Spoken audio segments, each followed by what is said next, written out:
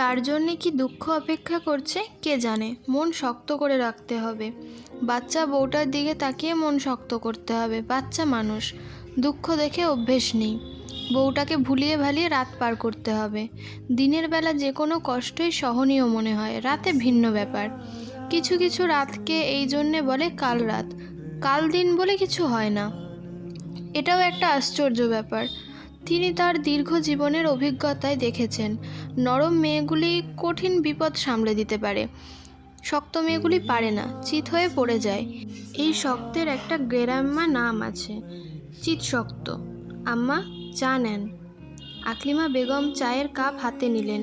শহরে এলে তার চা খাবার রোগে ধরে।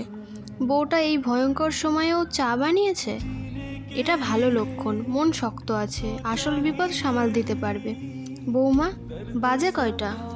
2:25। রাইত কাটতে বেশি দিরং নাই। তুমি ভাত খাইছো? তুমি ভাত খাও নাই, মিছা কথা বলছো। মুরব্বির সাথে মিছা কথা বলা ঠিক না। যাই হোক, চেয়ার টান দাও, দিয়া আমার সামনে বও, তোমার লগে আলাপ আছে। সুরাইয়া চেয়ার টেনে বসলো।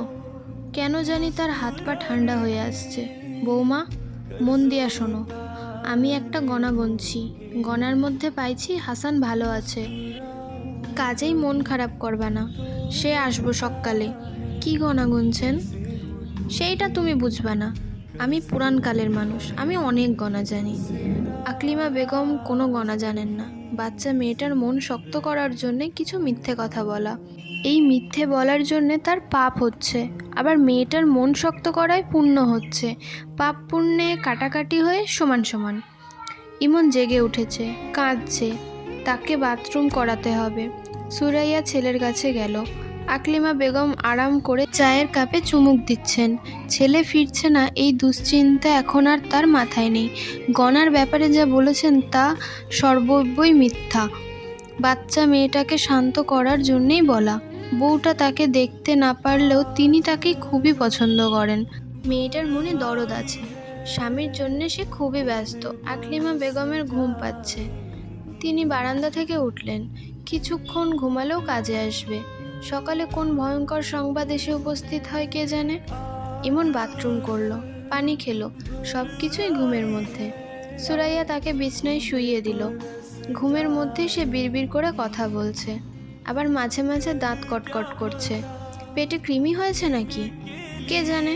যেভাবে চিনি খায়, পেটে কৃমি হওয়া বিচিত্র না। সুরাইয়া ক্লান্ত গলায় ডাকলো, ও বাবু, ও বাবু। ইমন ঘুমের মধ্যেই বলল, কি?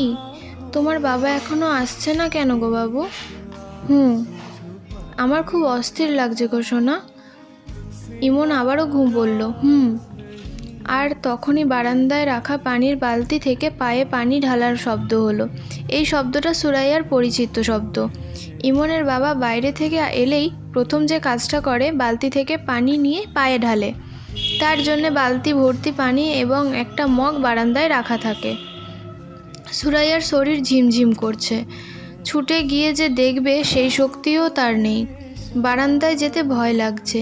গিয়ে যদি দেখে সে না ইমনের দাদি নামাজে অজু করছেন। রাত বিরাতে অজু করার অভ্যেস। নামাজের জন্যে অজু করবেন, তারপর নামাজ পড়তে ভুলে যাবেন। সুরাইয়া উঠল, বারান্দায় এসে দাঁড়ালো। ইমনের বাবা না, ফিরোজ বালতি থেকে পানি নিয়ে পায়ে ঢালছে। ফিরোজ বলল, কি হয়েছে ভাবি, এভাবে তাকিয়ে আছো কেন? সুরাইয়া জবাব দিতে পারল না। তার মাথা ঘুরে উঠল। সে হাত বাড়িয়ে দেয়াল ধরার চেষ্টা করল, ধরতে পারল না। ফিরোজ ছুটে এসে তা ধরে ফেলার আগেই মেঝেতে পড়ে গেল।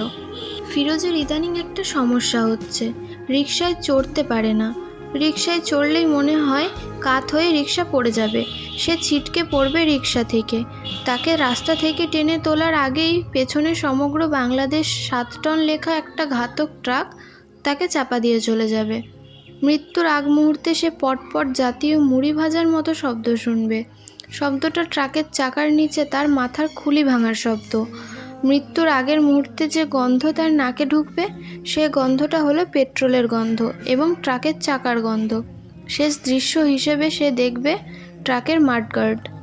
হ্যালো এভরিওয়ান, আমি বর্ষা। আমি আপনাদের অপেক্ষা গল্পের ৬তম পর্ব পড়ে শোনাচ্ছি। আমার কণ্ঠে গল্পটি ভালো লাগলে লাইক, কমেন্ট, শেয়ার করবেন, ফলো এবং সাবস্ক্রাইব করে পাশে থাকবেন। Bye bye.